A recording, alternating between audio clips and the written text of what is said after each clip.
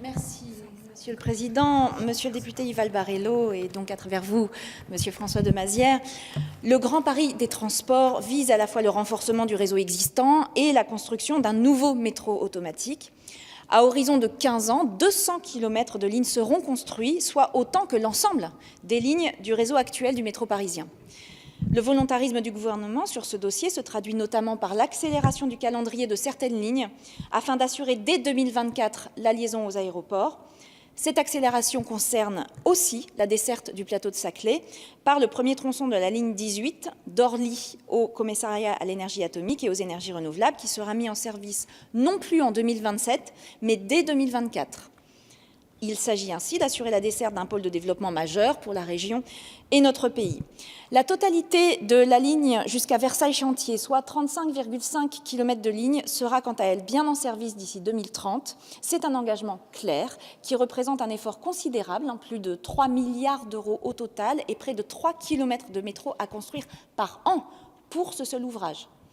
Les exigences posées, et je vous le dis en toute transparence, sont déjà très fortes. Les équipes de la Société du Grand Paris, SGP, établissement public de l'État en charge de la réalisation, œuvrent au mieux avec le soutien des services de l'État pour la réalisation de ce grand projet. L'enquête publique se déroulera dès la fin du mois de mars. Elle apportera un éclairage sur les attentes locales et permettra à chacun de se saisir des éléments essentiels concernant ce projet, de mieux comprendre les contraintes et les opportunités qu'il représente. La SGP poursuivra en parallèle les études d'avant-projet qui permettront de définir précisément le calendrier prévisionnel et les modalités de réalisation. Il est trop tôt aujourd'hui pour dire quelle est la meilleure façon de procéder pour assurer le respect des échéances. La SGP désignera ainsi dans les prochains jours la maîtrise d'œuvre de cette ligne. Celle-ci aura notamment pour mandat d'étudier une hypothèse de travaux en continu depuis le commissariat à l'énergie atomique et aux énergies renouvelables, d'abord jusqu'à Saint-Quentin-Est, puis au-delà.